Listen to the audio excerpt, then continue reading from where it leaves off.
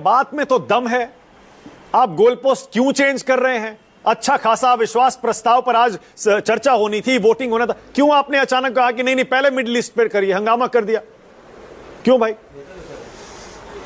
देखिए मानक जी, मेरा तो स्वभाव आपको पता है, जिस भाषा में आप सवाल करोगे उसी भाषा में जवाब मिलेगा। अब ये इतना बड़ा डॉक्टर है लेकिन इसको पता ही नहीं है कि अंडा खाना, अंडा में सबसे ज्यादा प्रोटीन होता है, विटामिन ई होता है। अंडे खाते जाओ आलोक भाई, अंडा खाओगे दिमाग तेजी से चलेगा।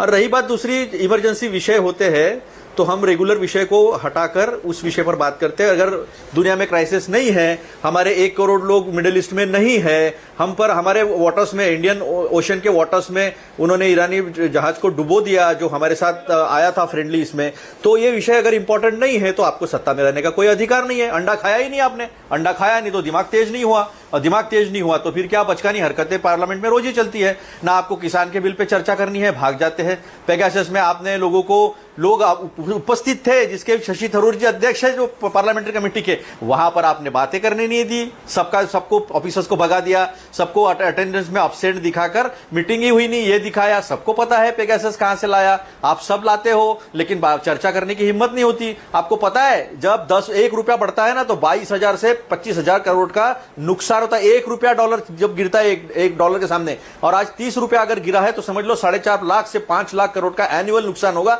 यानी 35,000 से 40,000 करोड़ मंथली नुकसान होगा। इसका इंपैक्ट पूरे देश पर होगा। गैस तो आपने 60 रुपए बढ़ा दिया और ऐसे बात करते हैं आपको कुछ फर्क ही नहीं पड़ता है। आपने $30 सस्ता लिया था पेट्रो क्रूड ऑयल रशिया से, उसका प्रोसेसिंग अच्छे से हो सकता है, वेनेजुएला का तो हो नहीं सकता है, सल्फर है उसमें, हेवी मटेरियल है। तो ये सस्ते में होने के बाद भी क्या किया आपके दोस्तों ने, उसको यूरोप में रिफाइंड करके बेच दिया, लेकिन आम जनता को कोई फायदा नहीं पहुंचाया। तो आम जनता की चर्चा से कौन भागता है? तो पीएम कॉम्प्रोमाइज तो है ही है, आज ये भी सिद्ध हो गया डरपोक भी है। अभी हम युद्ध में नहीं है लेकिन हमको नुकसान हो रहा है, लेकिन हम चर्चा करना नहीं चाहते, हमको चर्चा ही नहीं करना है। एक सेकंड, अरे 2 दिन रुक जाते, क्या हो जाता? 2 दिन पहले अविश्वास प्रस्ताव पर डिबेट कर लेते, युद्ध तो इतने हफ्तों से चल रहा है और अभी चलने वाला है, 2 दिन के बाद कर लेते युद्ध पर चर्चा, क्या हो गया? अड़ क्यों गए आप? मानक जी, ऐसा है कि चर्चा करने से भागने वाले कितने विषयों से भागे हैं। 12 मिनट में किसान का बिल जो है वो पास किया और वापस भी लिया तो 12 मिनट में वापस में लिया। आप ये कहते कि 2 दिन रुक जाते, 3 दिन रुक जाते, इनको यानी किसी चीज का इंपॉर्टेंस ही नहीं है। हम कहेंगे वो सही।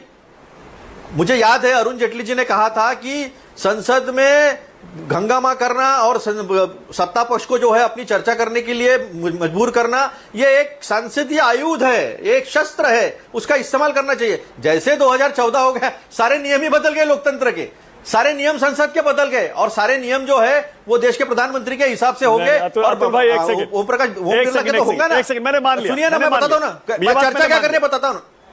हाँ, मैं ये कह रहा हूं, देखिए आपने पिछले इसके पार्ट 2 में क्या कहा था, बजट सत्र के पार्ट 1 में क्या कहा था आपने? एलओपी को बोलने नहीं दिया, नरवणे जी का इतना इंपॉर्टेंट मुद्दा है, स्पीकर जी ने इतना गलत किया। अरे वो इतने इंपॉर्टेंट मुद्दे थे, आज अचानक वो सारे के सारे इंपॉर्टेंट मुद्दे तब वाले पार्ट 1 वाले वो कम इंपॉर्टेंट हो गए और मिडिल ईस्ट का युद्ध इतना इंपॉर्टेंट हो गया इमरजेंसी वाला। अरे बाप रे, आने मनमाना जी, आपको भी लगता है कि मिडिल ईस्ट में जो वॉर हो रहा है इंपॉर्टेंट नहीं है? 67,000 लोग लेकर आए, स्टेटमेंट क्यों दिया? फिर एस जयशंकर जी ने स्टेटमेंट क्यों दिया? इंपॉर्टेंट नहीं था तो? इंपॉर्टेंट है, वो प्रायोरिटी विषय है, क्योंकि हिंदुस्तान एक इंपॉर्टेंट प्लेयर है दुनिया में। ईरान हमारा अच्छा दोस्त है, अमेरिका से भी हमारे अच्छे संबंध है, लेकिन पूरा वर्ल्ड ऑर्डर चेंज होते समय हमारी भूमिका क्या होगी, इसके ऊपर चर्चा इंपॉर्टेंट नहीं है। बहुत बढ़िया बात है कि या फिर प्रधानमंत्री डर गए, कैसे कॉम्प्रोमाइज, उसकी भी चर्चा हो जाएगी। मेरी बात को तोड़िए मत।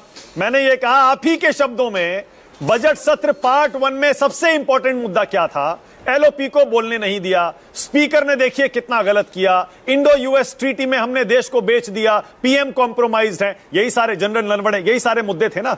अब अचानक ये युद्ध हुआ, मैं ये नहीं कह रहा हूं युद्ध कम इंपॉर्टेंट मुद्दा है, लेकिन मैं ये कह रहा हूं 2 दिन अगर रुक जाते, ये प्रायोरिटी कैसे तय होगी कि नहीं पहले स्पीकर का था, स्पीकर पे आइए चलिए, अब युद्ध आ गया, अब नहीं स्पीकर पे बाद में, पहले युद्ध पे आइए। अतुल भाई बोलिए। मानक जी, आप ही के सवालों में आप ही ने जवाब दे दिया, आप ही ने सवाल किया और आप ही ने जवाब दे दिया। जब नरवणे की जी बात थी, राहुल जी को बात नहीं करने दे रहे थे। फिर राहुल जी ने कहा अच्छा ठीक है, मैं आर्मी चीफ ने कहा नहीं नहीं नहीं आप नाम नहीं ले सकते। अच्छा नरवणे जी कहा नहीं नहीं नहीं आप नाम नहीं ले सकते, आप बात नहीं कर सकते। अरे इतनी डरपोक तो संसद कभी नहीं थी अपनी। अगर आलोचना सहन नहीं कर सकते हो तो फिर सत्ता में रहने का अधिकार नहीं और लोकतंत्र की बात करने का भी अधिकार नहीं है। तब की परिस्थितियां अलग थी, आज की परिस्थितियां अलग है। आखिरी दिन एडमिट करवा लिया, जो नो कॉन्फिडेंस मोशन है आखिरी दिन में उन्होंने एडमिट करवा लिया और फिर बाद में जब शुरू होगा तब होगा। लेकिन इतनी परिस्थितियां गंभीर है, युद्ध बढ़ते जा रहा है, कौन से समय में कहां तक युद्ध बढ़ जाएगा, हमारी प्रिपरेशन क्या है, हमने क्या स्टैंड लिया है, ये संसद में जानने का अधिकार है। Okay doctor Ajay Alok, 1962 war चल रहा था और सुनिए वॉर चल रहा था और चलते वॉर में संसद चल रही थी और संसद में तीखे से तीखे सवाल अटल बिहारी वाजपेयी जी नेहरू जी को पूछ रहे थे, लेकिन नेहरू जी ने पलट के ये नहीं कहा, उनके घर में ईडी इनकम टैक्स सीबीआई नहीं भेजा। अब ये मत कहना ईडी तब नहीं थी, नहीं तो उसका भी जवाब दे दूंगा। अजय आलोक बोलिए। और वैसे भी अजय आलोक देखिए, पूछ लो मैं सही देखिए ईमानदारी से कहूं डॉक्टर अजय आलोक, मुझे ऐसा लगता